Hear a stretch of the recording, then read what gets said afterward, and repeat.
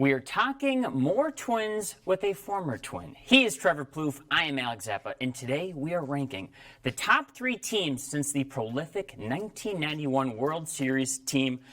So Trev, here's the list. I gave you 5 candidates for who could be on this list. We had to nail it down to 3.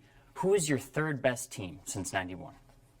The third best team since 1991. I was going to say that none of the teams that I played on are going to be on this list, but actually one of them made the list. It's not here yet.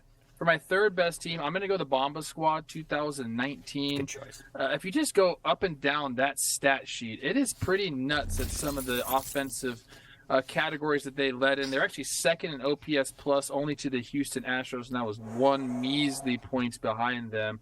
But the amount of homers they hit, I mean, everybody was raking that year up and down the lineup. The lineup was so solid. They won 101 games. Anytime you can win over 100 games, that means you're a really good team. Doesn't matter who you're playing against. So for the number 3 seed, I think 2019 settled in right there for me. You know, 7 players with over an 800 OPS. They set the MLB home run record for a team which has not been beaten since. So you can't go wrong. I'm somehow leaving the triple-digit winning 19 team off of my top 3 list because I'm going with pedigree, Trevor. I'm going with 1992. Following the 91 team, they had a great roster, but this is way back in the days where only 2 teams from the American League got into the playoffs. The Twins in the AL West didn't make the playoffs. They got snubbed by the Oakland Athletics, Dennis Eckersley, Mark McGwire, Jose Canseco. But you still got Puckett, Shane Mack, of forever great Twin who gets lost in history, Chuck Knobloch, Kent Hrbek, Bryant Harper still on this team. A team that deserves our respect. They didn't even get to the playoffs. We forget about them. But today, we bring them back to light. 1992. My third best team. They had the pedigree. If they would have gotten there, who knows what they could have done. Trevor, for your number 2 team, I think this is a team that you might be just a little bit familiar with. And maybe I'm a little biased here, but I really do.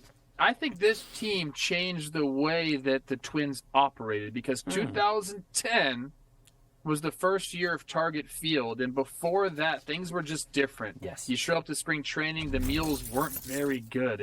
It didn't seem super show. I'll be honest with you, okay? And many people will back this up. 2010 happens. We get the new stadium. We bring in some free agents, some veterans. Jim Thome, namely, comes over. Carl Pavano's now there. Orlando Hudson. So these guys are used to playing big markets, and I think that changed the way the Twins thought about some of these things, like food and everything in general. And then we went out and had the year that we had. This was my debut year. We won the AL Central. I believe we were the first team to clinch. We lost Joe Nathan in spring training. That was a huge blow, but we ended up trading Wilson Ramos, bringing in Matt Capps, and if we didn't do that, we wouldn't have won the Central and gotten to the heights that we reached. So I will take the 2010 as my number 2 team. We had Thome with a 1 dot in it. Mauer had a good year. Delman Young had a good year. Danny Valencia came up and was good. Actually tied for first in OPS plus that year with the Red Sox at 108 OPS plus. So it was a good year offensively. And Carl Pavano, I believe, had 7 complete games that year. Diced. But I had a lot of fun on that team. We opened Target Field up. It was packed every single night. So I'm going 2010 for a number 2 team. And back in 2010, this is 13 years ago, doing that. I'm 16 years old. Yes, it was exciting to be downtown. I remember going to those games, that new ballpark, the new feel. Everyone was talking about how maybe the ball wasn't flying because of the cement or something. Tough to hit a bomb. Jim Thome had no problem doing so. 2010, a great team, and a team that Trevor knows very well. I'm going to go with 2002. Because this is the Minnesota Twins team I used to grow up with. So you have Jock Jones in the outfield, Torrey Hunter in the infield in the middle, Luis Rivas, Christian Guzman.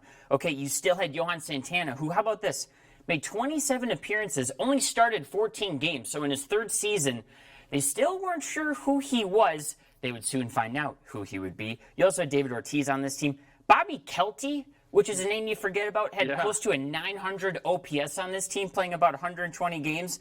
Not to mention Eddie Guardado, J.C. Romero, and LaTroy the Hawk Hawkins, making up a 3-headed monster in the bullpen. 0-2, a team, again, that I grew up with. Rick Reed led this team in wins at 37 years old out of nowhere. 0-2, a Twins team I love. You think of the Metrodome, the blue tarp in right field, 408 in center. An iconic team, a team that I really love. I love those mid-2000s teams. So without further ado, Trevor, we haven't named one team, and I think we're in agreement on this, and I'll tee you up first to talk about them. Who is the best team since 91? Now, this was one of my first years in the organization. I got drafted in 2004, and the Twins really had a winning recipe going on at that time. And then all of a sudden, 2006 happens. Boom. And I think things really came to a head at that point. We had Morney with the MVP. We had Johan win the Cy. We had Mauer winning the Gold Glove and the batting title. I think you're going to speak a little bit more on that in a second. But this, when I was, I was at that point in High A, down in Fort Myers, and watching these guys perform, I felt like a million years away from the big leagues. Just seeing them up close and personal, coming to some spring training games, this team was so good. It had so many superstars on it. Again, like if you weren't there and you just felt like, I don't know if I'll ever be good enough to be on a Twins roster, because things were humming at that pace. So 2006 was amazing. Look, all these teams we're talking about, playoffs haven't been great, but during the regular season, I don't know if we've seen a team in Twins' recent memory that's looked as good as this one. And it's a great point. And that 0-2 team went to the ALCS, the only team to do that point since 91. In 06, they got swept by the A's in the first round. And it's just such a crime because this is also the year Francisco Liriano starts the All-Star game, but has his arm injury. So then it's Carlos Silva, it's Scott Baker, it's some other guys like Boof Bonds are making a bunch of starts who were competent, but not necessarily guys once you get into the playoffs that can get the job done. You mentioned, and I'm going to talk about it, the only team in MLB history to have the Cy Young, the batting champ, and the MVP, 3 different players on the same team with Morneau, Mauer, and Santana. Mauer and Morneau both under over 900 OPSs. This team was a juggernaut. You still have Torrey Hunter as kind of a more veteran presence on this team. Jason Bartlett, a guy who you probably were fielding grounders with in spring training.